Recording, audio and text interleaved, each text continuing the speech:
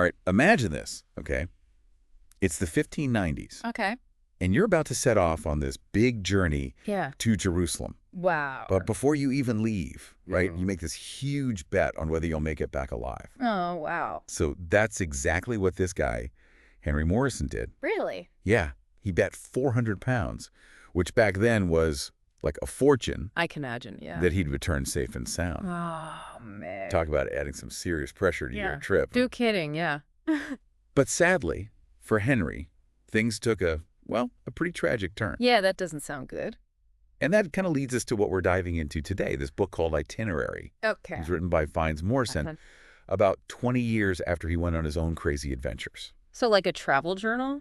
Kinda, but way more than that. Oh. It's like this incredible window into what travel was really like back in the 16th century, the early modern period. I see, yeah. And here's the thing. Fynes was actually the brother of that Henry guy, the one who made that bet. Oh, right. So Itinerary becomes this super personal story. Oh, It's not just about the places he went, but also about dealing with loss, yeah. meeting all these different cultures, and really what travel meant back then. It's almost like we're reading his diary, isn't it? Yeah, exactly. With all the raw emotions and crazy details. Oh. So let's jump right in. Huh? Why would anyone even want to travel back then? It wasn't for a quick vacation or a relaxing getaway, was it? Not really, no. Right. People were curious, of course, but travel in those days usually served some kind of practical purpose. Like what? Well, for someone like Fynes Moryson, just leaving England wasn't a simple matter. Yeah. He actually needed permission from the Privy Council. Wait, so you needed permission just to leave the country? Yeah. That's wild. It shows just how much control the government had over people's movements. That's crazy. And there were sometimes hidden reasons behind these trips. Okay. Historians think guys like Moryson might have been secretly gathering information for powerful figures. Like spies. Exactly. What? For example, someone like Sir Francis Walsingham. Walsingham. Queen Elizabeth's spy master, Oh, wow. So it was a really dangerous world out there. Yeah, definitely. Travel wasn't just about, like, bandits and pirates. Well, there were those too, of course. Oh, right. But there was this other layer of risk. What do you mean? It was all tied to this medical theory that was super popular back then. Humoral theory. Humoral theory, okay. Yeah, and they believed that just the act of traveling could mess up your body's balance, like make you sick. Wait, so just being in a new place could make you sick? That's what they thought, yeah. That's so strange. It might sound weird now. It does. But back then, it was a big deal. So tell me more about this humoral theory thing. Right. How did it affect how people saw travel? Okay, so they believed that staying healthy depended on keeping these 4 humors balanced: blood, phlegm, yellow bile, and black bile. Okay. They thought any change in your environment, climate, even your diet could throw these humors out of whack and make you sick. So just being somewhere new could be risky. Yeah, pretty much. And Fynes Moryson, was he aware of this? Oh, yeah. He was very aware of it. Yeah. He was actually obsessed with staying healthy. Really? Yeah, his itinerary, it's full of all these details about the things he did to, protect himself. Like what? Everything, from picking places to stay with comfy mattresses to eating a really strict diet. Wow. And using all sorts of remedies to adjust to the new environments. It's kind of like he was the original, health-conscious traveler. Exactly, yeah. But even with all that care, something terrible still happened, right? Yeah, it did. His brother, Henry. Right. What happened to him? Well, while they were crossing the desert, heading towards Aleppo in Syria, Okay. Henry got really sick. With what? Probably dysentery. Dysentery. Yeah, which Moryson calls the flux in the book. Oh. Imagine that, being so sick with diarrhea and fever. Yeah. And on top of that, you're in the middle of the desert. It sounds just awful. It was a brutal way to travel back then. And Moryson, he describes all this in detail. He does. Wow. There's this one part where he talks about Henry being tied to a camel's back, his head hanging lower than his feet. Oh my gosh. They thought that position might have actually made him worse. That's a horrible image. Yeah, it really gives you a sense of how tough it was to travel back then. And what about Fynes? How did he react to his brother getting so sick? Well, by the time he realized how serious it was, it was too late. Oh, no. He describes their last moments together in the desert. Oh, wow. Embracing, praying, saying goodbye. It's a really sad scene. It is. So how did Henry's death affect Fynes like, in the long run. It had a huge impact on him, emotionally and physically. Yeah. And his book gives us this amazing look into how people understood grief back then. Okay. They didn't just see it as, like, feeling sad. Yeah. They thought it was a powerful force. Wow. That could actually make you physically ill. Wait, you mean they believed grief could make you sick? Absolutely. Wow. They thought it could weaken you, break your heart, even dry your body out. That's intense. Yeah. And Fynes himself writes about how his grief affected his body. Really? Yeah, how it made him weak and changed his health forever. It's amazing how he connects those things, grief and his physical health. Yeah, and he even goes so far as to say that his brother's death marked the beginning of his old age. That's really powerful. It is. But his journey didn't end there, did it? No, it didn't. He kept traveling and encountered all sorts of cultures, especially the Turks, right? Right. So what were his impressions of them? His descriptions really show the stereotypes and anxieties of that time. Okay. There's this one part that's really striking where he describes the Turks laughing while he was saying his final goodbye to Henry. Wow, that's a really disturbing image. It is. Do you think they were being cruel on purpose? It's hard to say for sure. Right.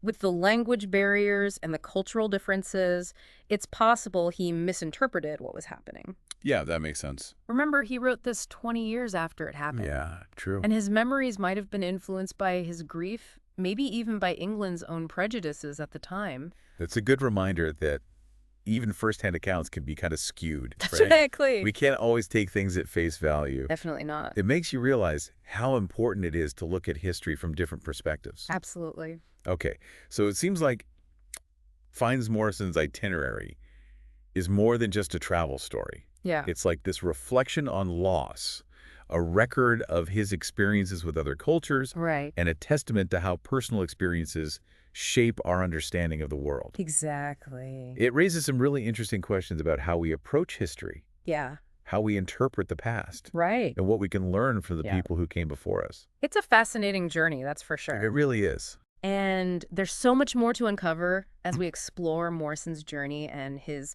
itinerary further. Absolutely. So we'll be right back after a quick break to dig into those questions. Sounds good.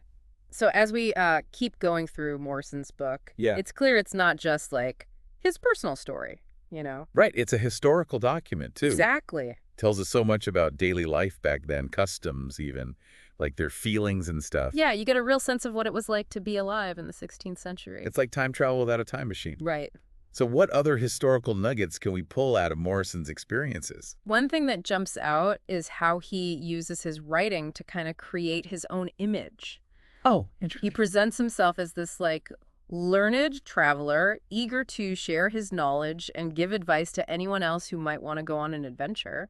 So he wasn't just writing about his trip, he was also building his own legacy in a way. Yeah, exactly. And that was really common for travel writers back then. I guess they knew people would be reading their accounts back home, Oh, for sure. and they wanted to make a good impression. Right. It makes you think about why people write and how that can shape the story they tell. Definitely. It makes you wonder how much of what we're reading is the real person versus like a version of themselves they want to show the world. That's a great point and something we always have to think about when we're looking at historical sources. So what other lessons can we learn from Moryson besides being critical of what we read?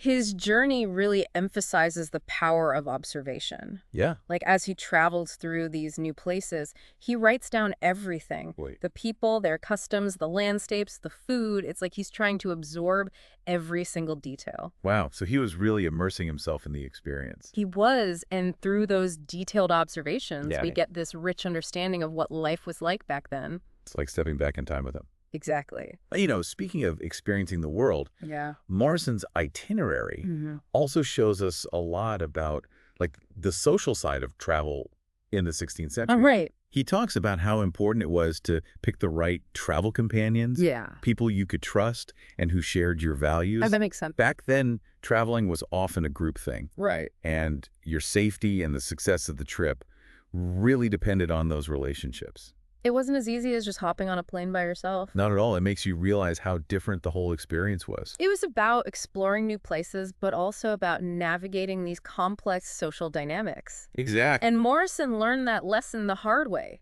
through the loss of his brother. Right. It shows how travel can bring people together, but also test their strength when things get tough. It's a reminder that even centuries ago, People face the same challenges with human connection and loss that we do today. Yeah, there's something very timeless about his story. And even with all the challenges, there's also the potential for personal growth, right? Absolutely. Travel, even with the risks and the unknowns, can expand our horizons, introduce us to new ideas, and ultimately help us understand ourselves and the world better. It seems like Morrison's journey is a perfect example of that.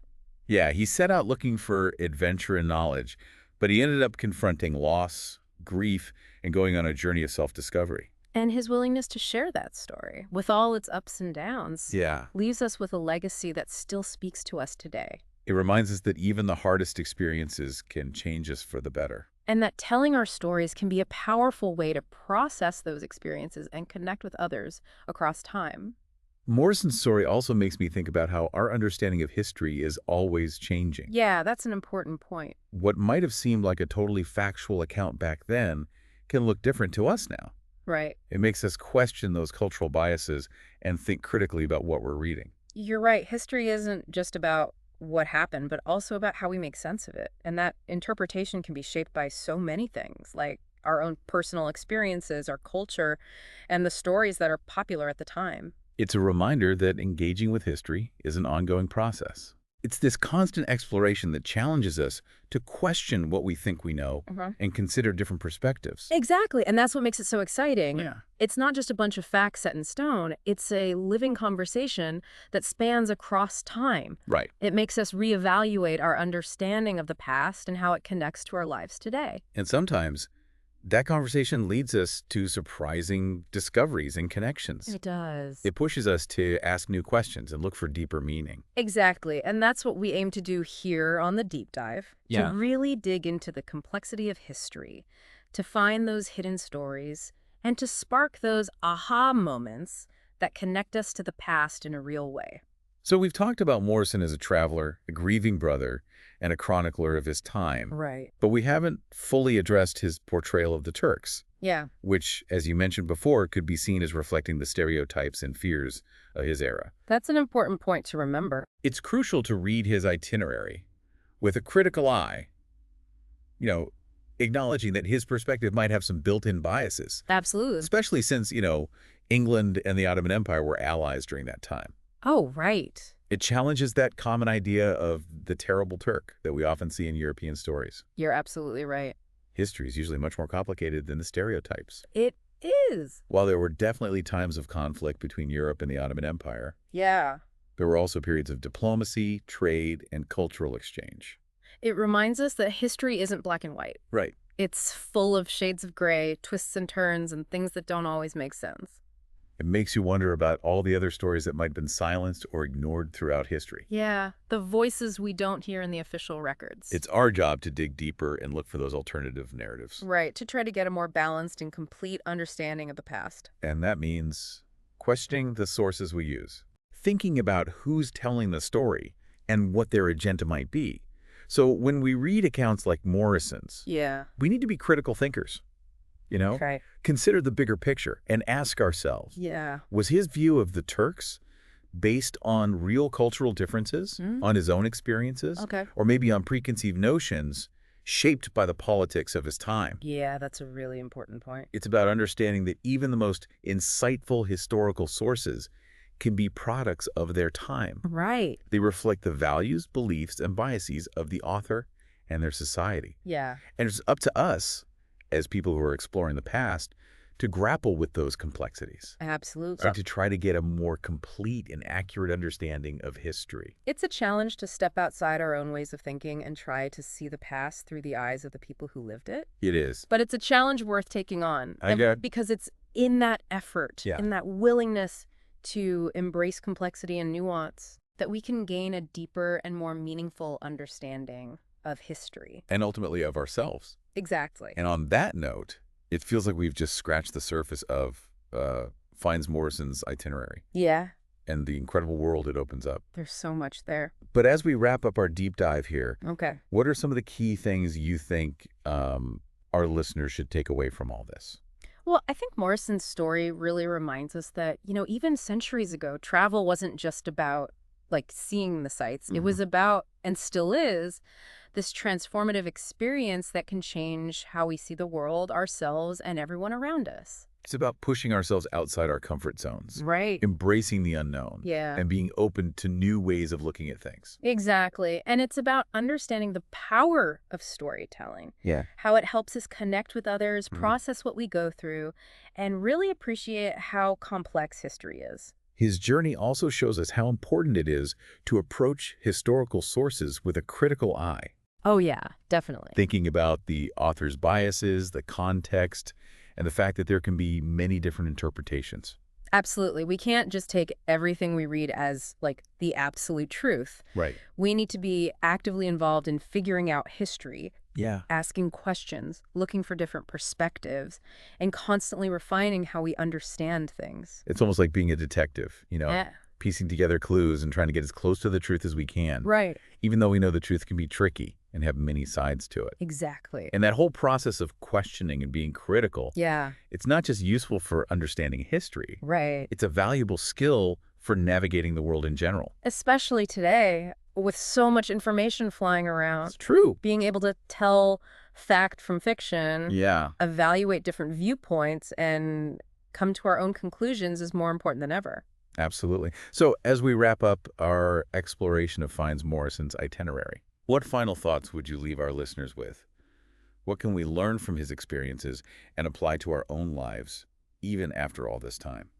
I think his story encourages us to approach the world with a sense of curiosity, Yeah. open-mindedness, and humility, I like that. to be willing to step outside what we're comfortable with, Right. embrace what we don't know, and learn from people who are different from us. It's a great reminder. And to remember that every journey, whether it's across continents or just across town, has the power to teach us something new about ourselves and the world. Exactly. Yeah, It's a reminder that even when life is tough and uncertain, there's always room for growth, discovery, and connection. absolutely. And that the stories of those who came before us can give us valuable insights and inspiration as we figure out our own paths. I couldn't agree more. And if you're intrigued by this whole world of early modern travel and the power of personal discovery, we encourage you to check out Fynes Morrison's Itinerary for yourself. Yeah, you might be surprised by what you find. And be sure to subscribe to The Deep Dive for more fascinating explorations of history, culture, and the human experience. We'll keep diving into captivating stories, uncover those hidden narratives, and spark those aha moments that connect us to the past in meaningful ways. Until next time, keep exploring, keep questioning, and keep seeking those deeper connections that enrich our understanding of the world and ourselves.